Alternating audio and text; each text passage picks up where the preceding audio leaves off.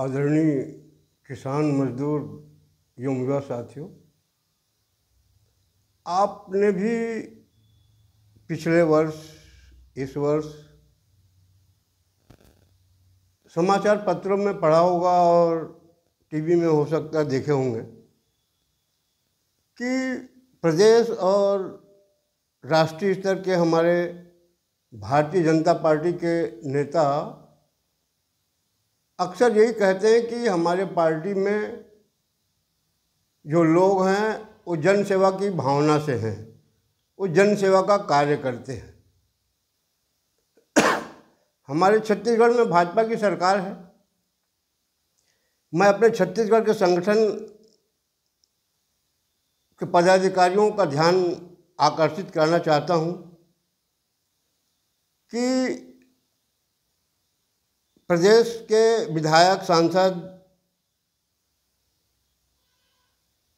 और उनके अगल बगल घूमने वाले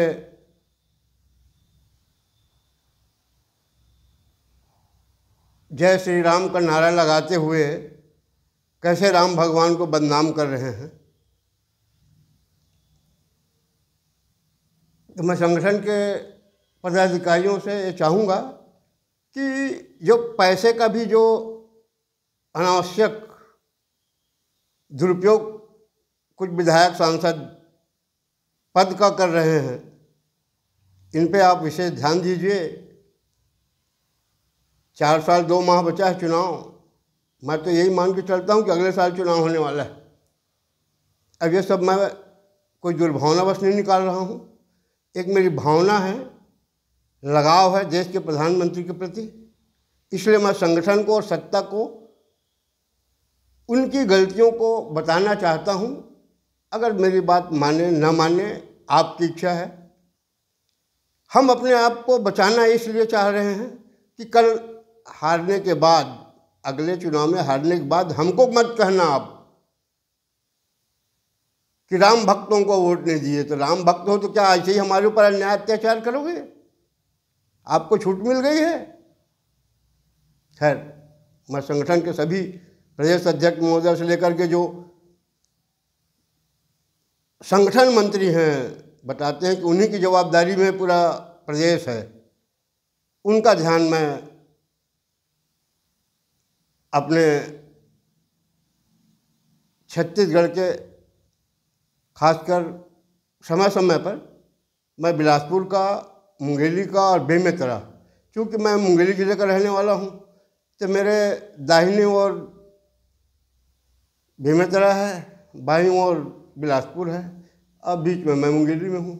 तो ज़्यादा मेरे पास कोई सोर्स नहीं है। सोर्स आएगा तो वहाँ का ही बताऊँगा, कहीं से जानकारी मिली तो। मगर ये चूँकि नज़दीक है बिलासपुर और बेमेतरा, तो इसका मैं समय समय पर आपको जानकारी देते रहा हूँ, देता रहूँगा। और आप माने ना माने ये आपकी इच्छा के ऊपर है। तो मैं आपका ध्यान बेमेतरा जिले के ओर ले जाना चाहता हूँ, जहाँ धरती पुत्र, किसान पुत्र, विकास पुरुष, विधायक और सांसद हैं। उनके दाहिने हाथ की ओर आपका ध्यान मैं ले जाना चाहूँगा। उनका नाम है, दाहिने हाथ का जो बेमेतरा में रहते हैं, अनिल माहेश्वरी जी हैं कोई। तो इस समय बेमेतरा जिला पिछले 1.5-2 माह से अशांत चल रहा है। मुझको जैसे पहले आशंका था कि राम का नाम बदनाम न हो। आज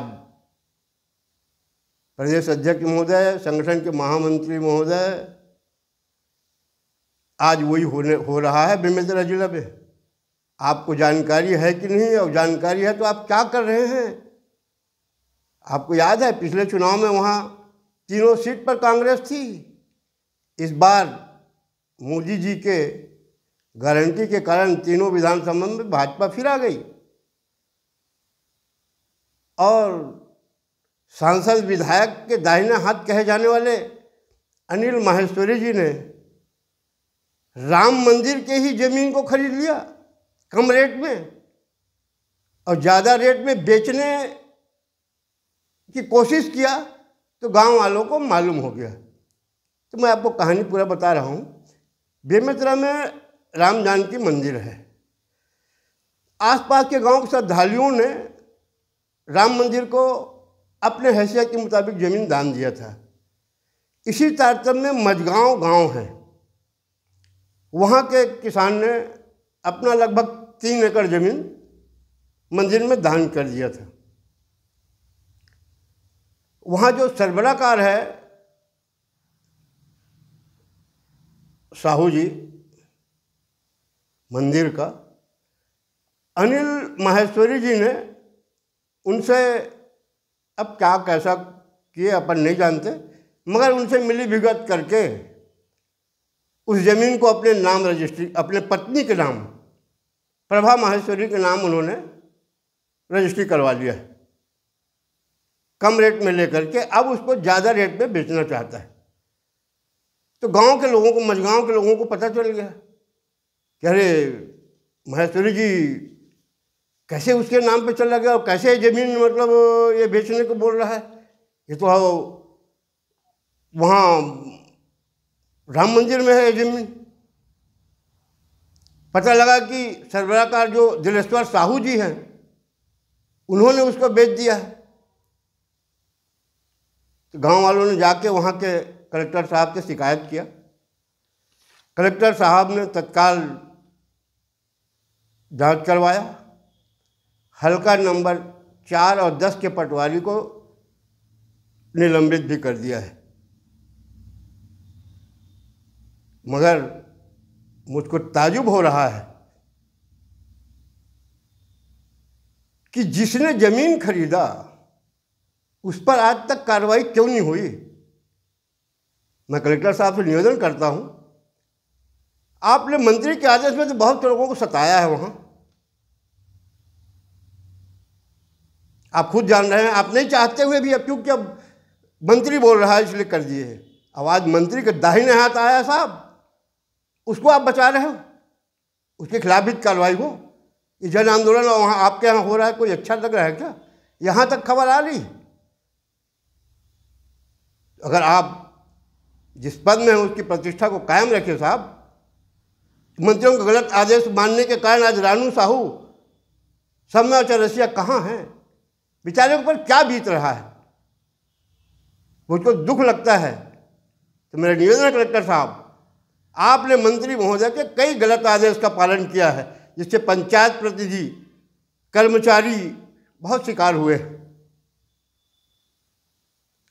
अब उस दाहिने हाथ को भी अगर आप सही में निष्पक्ष हैं और सही करना चाहते हैं, ये करके दिखाइए, तत्काल उसको गिरफ्तार करिए या जो भी धारा लग सकता है उसमें धारा लगवाइए और कार्रवाई कराइए, तब हम जानेंगे। छोटे कर्मचारियों को तो आपका ऐसे ही पावर है, कुछ भी आप निलंबित कर सकते हैं।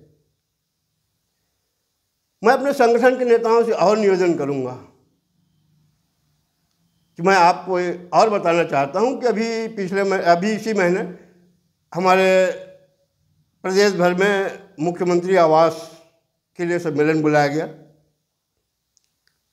और सम्मेलन में बताया गया कि कांग्रेस शासन में जो रोक दिया गया था प्रधानमंत्री आवास हम दे रहे हैं।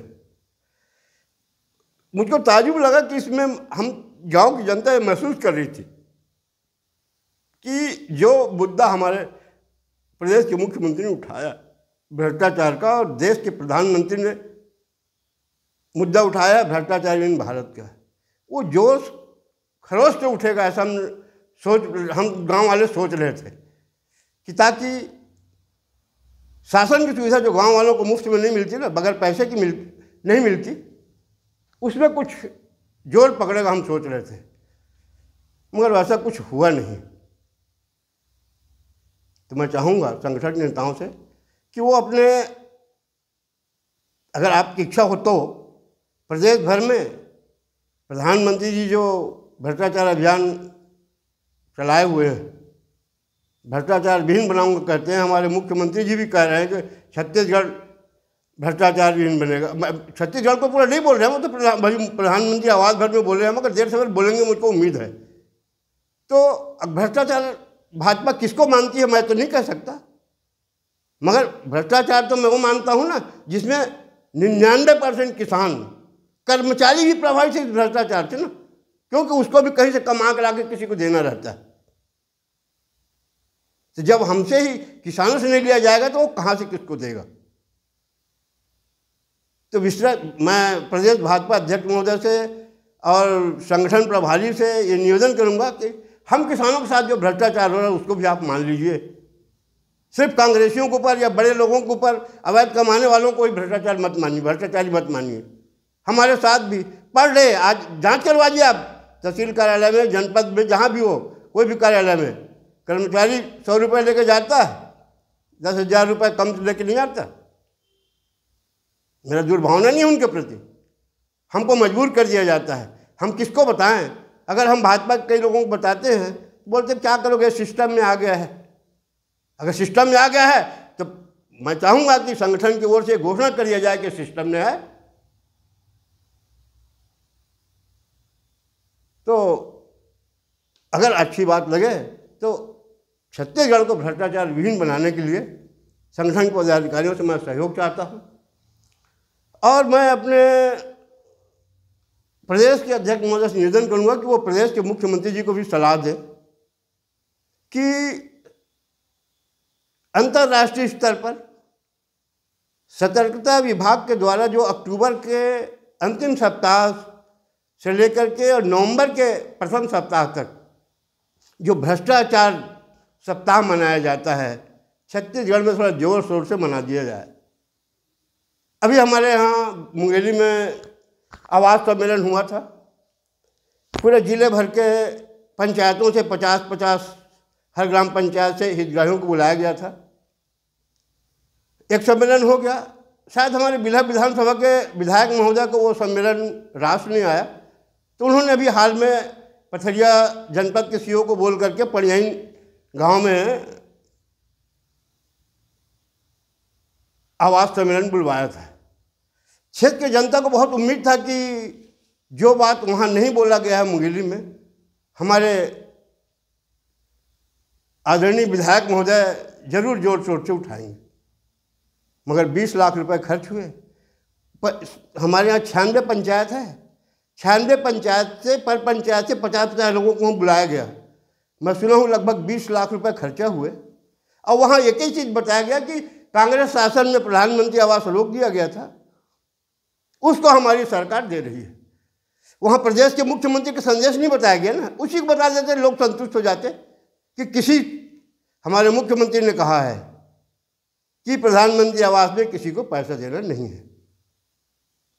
सिंगल हमारे क्षेत्रीय जनप्रिय विधायक महोदय ही रहे मुख्य वक्ता के रूप में। उन्होंने बस 4 लाइन का ही भाषण दिया, 20 लाख खर्चा हुआ।